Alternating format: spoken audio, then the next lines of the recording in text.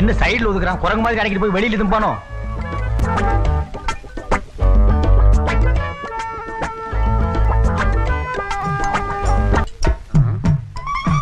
என்ன எடுக்கிற?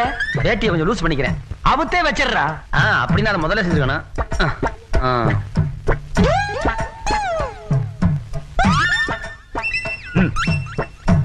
பாத்தீங்களா இலைய என்ன வழி வலிக்கிறான்?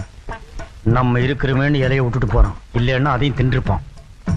ஓ மச்சான் என்ன பாக்குறான்? அதுலயே படுக்க போறானா? எல்லாம் நல்லா இருந்துச்சு மாமா, ஆனா ஒரே ஒரு குறை. என்ன மச்சான்? இலை சிறுசா போச்சு. ஏண்டா இந்த இலை சிறுசா உனக்கு?